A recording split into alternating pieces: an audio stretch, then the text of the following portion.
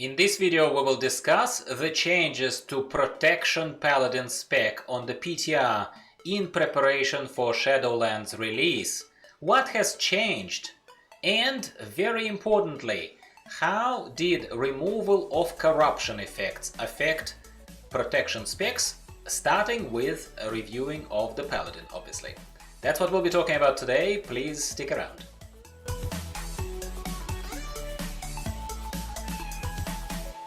Hello everyone, welcome back to the channel. I'm your host Gyro.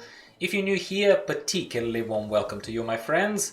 We talk about all things World of Warcraft from a casual, alcoholic perspective sometimes, every couple, 2 to 3 days. Yep, this is what we're transitioning towards as a schedule in Shadowlands. Today, as I already said, we are talking about Protection Paladin. Protection Paladin, in case you didn't know, was my tanking weapon of choice in BFA, not in Shadowlands yet. I don't live in the future, even though I'm in Australia, so I am in the future for some of you. So to set the context a little bit more formally, this video is one of my casual class overview videos that I made in preparation for Shadowlands. It is based on a very few quick tests that I ran on patch 9.0 PTR. There are more class reviews coming to you like this, so please subscribe for more videos similar to this one if you haven't already. As PTR gives us the revamped classes but keeps the world the same, I've picked the best challenging solo content known and loved by me in 8.3, a horrific vision, to actually push my pally through the paces and see how the changed spec feels. Before we start looking at the horrific vision run though, I will tell you straight away, right off the bat, with the return of a generic pally spellbook tab in addition to the protection spec based tab that we used to, we see a downpour of abilities that we have not seen for protection for a long time. The most impactful one to our gameplay here will be the Pally Execute ability, basically the Hammer of Wrath, which hits enemies for quite a bit of damage when they fall under 20% of health, as any good execute ability should work. We also straight away see the Auras bar, which is cool, even though I don't find those particularly impactful, specifically as the Devotion Aura, because I, as a not very competitive player who doesn't push cutting edge progression in Mythic Plus or Mythic Raids, I don't see this flat 3% damage reduction. In my eyes again, I don't see it as a major thing. Still, having the iconic Aura selection bar made me feel somewhat warm and fuzzy inside, I have to say. Almost as if I got a quick glimpse of classic WoW, which I don't really play, because I believe everything should be fit into the right time frame and timeline of your own as a player. The auras were a nice reminder. It was almost a memento rather than something crazy impactful, in my opinion, other than maybe Crusader aura, because 20% mounted speed increase is something you'd actually feel as a player, even as a casual player, compared to the 3% damage reduction, for example. Retribution aura is interesting, and no, I did not properly test it in this video as I was playing protection and I was playing solo. I believe it used to be just reflecting damage to the attackers in the past, but now it will give you Avenging Wrath if any of your party members die. It's a very interesting design, I think, but not something that any party or raid would like to rely on. I don't think so. It's a welcome addition and a little boost of damage, I suppose, when people start dropping like flies somewhere in a situation similar to Wrathion in LFR of 8.3, where there are always a few people who don't know where to run when Wrathion teleports and starts casting his fire AoE. Light of the Protector self-heal ability is gone, and we have now a baseline return of Word of Glory that will work as a heal for the player or can be targeted to the group members at the expense of spending Holy Power, which is an important point. Because this spender is not free anymore. So rather than getting something we simply had on a short cooldown, now we need to have holy power to spend on that ability as opposed to spending it on something else. Now, finally, how did it feel as part of the familiar use case of running a horrific vision solo? Well, the short of it is, it felt okay when it came to self-healing, and the most impactful ability, as I already said, was the execute of the Hammer of Wrath. I used it as often as I could, and that, I dare say, made some difference. I think it did make a difference. The biggest change, however, that I've noticed, and that's applicable to any class, spoiler alert, that I've reviewed so far on PTR, and kind of at the moment of recording of this video I'm collating my thoughts on the other classes and will be releasing those videos soon, yeah. The biggest change was, without a doubt, removal of the corruptions. Essences still work, but corruptions are gone.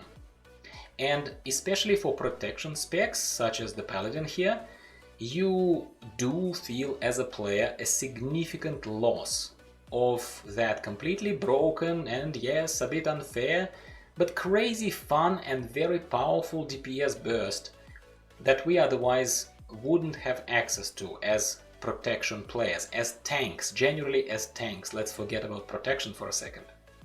Plus, let's not forget that protection spec of Paladins particularly never had any access to any of the DPS essences of choice, such as Purification Protocol or the Lens of the Focusing Iris.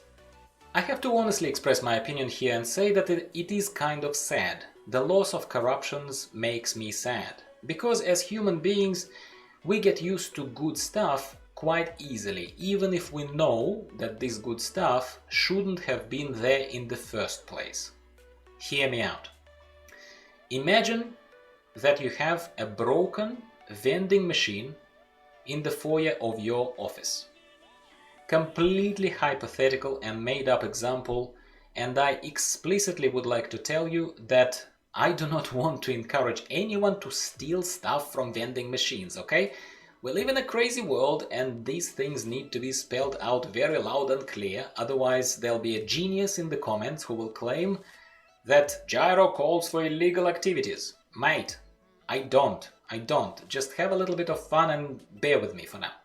So imagine that you have a vending machine in the foyer of your office that's broken, and you are a poor man or a lady who is very short on cash all the time. You're a student, I don't know, make up the rest of the story yourself.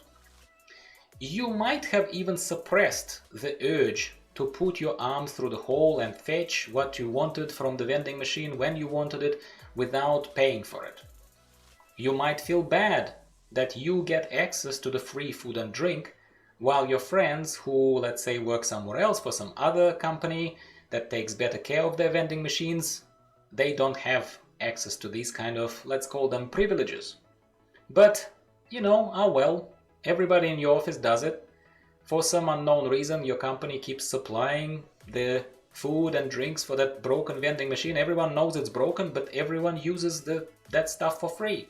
It's a huge company, and you know, you're not feeling like you are particularly stealing candy from sick kids if you're gonna take a can of soda from there.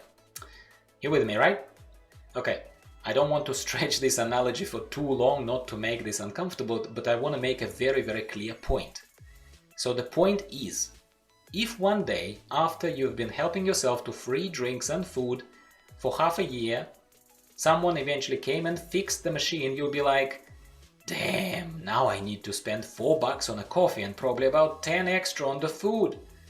Some of us might not even have that spare cash handy every day, like you forgot the need to carry that cash in your pocket, so you'll have to now tough it out. Should it have always been fair? And should we have never gotten used to the free drinks and meals? Most definitely, yeah, but we have. We already have. And now the vending machine is fixed. So okay, this is where I'm gonna stop this little borderline unethical analogy and take it for what it is. You know, with corruptions being gone, it feels like Prot Pally lost its soloing ability to burst down lots of tough targets. I could still clear what I wanted to clear in the horrific vision rather easily. It didn't feel too bad, so maybe, just maybe, that's my speculation, maybe Blizzard have actually adjusted the difficulty of mobs a little further to compensate for the loss of corruption powers. Maybe. I don't know, and I'd be happy, to be honest with you, if they did. Sticking a little longer with this analogy of mine, it would be unfair to fix the vending machine and also inflate the prices, put some ridiculous prices up, knowing all well that the people around the area was spoiled by completely free refreshments for a very long time, so they'd need to, you know, be smart and reel these people back into the practice of paying for their food and drinks by not making the prices too extortionist. You with me? Okay, I will stop, but you get my point, right? Are you ready to start paying for food again? Is the loss of free meals from a broken vending machine affecting you right now? Because psychologically, without a doubt, it will affect a lot of us. Alright, this went for a little bit longer than I thought, and I sort of, you know, allowed myself a little bit of indulgence to go on and on with these analogies. I like them sometimes. They allow me to connect with people, I think, and express exactly how I feel, the nuances of finer points, I suppose, without making it too boring. At the very least, it entertains me, I don't know. Hopefully it entertains you. Overall, look, I'm okay with the rework of the Protection Pally. I still like Protection Pally. I still will tank as a Protection Paladin. But the loss of corruptions, even though I could clear the horrific vision rather easily, the loss of corruptions makes me think that the soloing power of the Paladin, suddenly the protection specifically spec, suddenly diminished. I lost access to that free food and drink that I was referring to in my analogy. I suddenly need to pay for everything, and I have only so much cash in my pocket. You know what I mean? Tell me, absolutely tell me, talk to me in the comments down below if you had a chance to test protection spec and other specs, if you like, on the PTR. There will be more videos like this one where I'll talk a little bit less about corruptions, because I think this was enough of an expression of my opinion on this. I'll make a reference to this point from the other videos, but there'll be reviews of other classes. At the very least, of all of the classes that are in my top list. And Protection Paladin, as my tanking weapon of choice, will remain my tanking weapon of choice, at least situationally. What makes me slightly concerned from what I've seen now is the fact that Protection Paladin now goes back to being purely a tank, purely a group instrument, purely something that will help the group stay alive and push group content with, but not as a fun tool, an alternative to DPS spec to push content solo. Do you know what I mean? Because Paladin was never particularly pumping out tremendous amount of DPS by themselves. Yes, they execute now in the Hammer of Wrath works really nicely, but that's just one little bit in the last 20% of the mob. What if you're fighting a boss?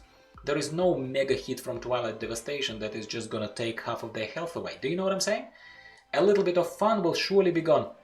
And yes, before I close off completely, I will tell you that I'm aware of Torghast, and I can't wait to start testing Torghast, just like I did with Horrific Visions on this channel for a long time, because Torghast will be that unfair arena with free meals and drinks for everyone, champagne for everyone, where we'll do crazy stuff on protection spec, on other specs.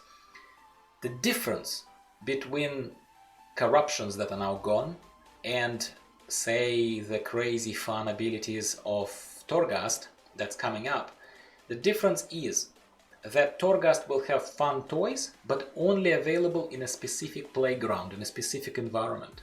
And corruptions were maybe not such varied toys, not so many plentiful toys, but we had a few to play with, yeah, that we could take outside of that playground into the real world, into Mythic Plus dungeons, into LFR, and see how awesome those were there. And we're losing that ability, without a doubt, we're losing that ability. And I don't know how I feel about it. Well, I know how I feel about it, I'm not excited about it. I like to feel powerful, it's a game, I want to feel powerful. Yeah, that's my closing thoughts on this. Tell me in the comments down below. If nothing else, we don't have to agree, but it's a conversation starter. As I treat a lot of content that I produce, I'd like to create a little bit of a thinking process for you guys, even if you don't agree. Let me know how you feel about this. and I'll be bringing more videos to you at least a couple of times a week. I think that's a better way of summarizing it than telling you exactly 2-3 days. Thanks for bearing with me today. I was in a little bit of a rambly mood, but hopefully you enjoyed this. If you did, like the video, subscribe to the channel, and tune in for more in a few days' time. See you later. Bye.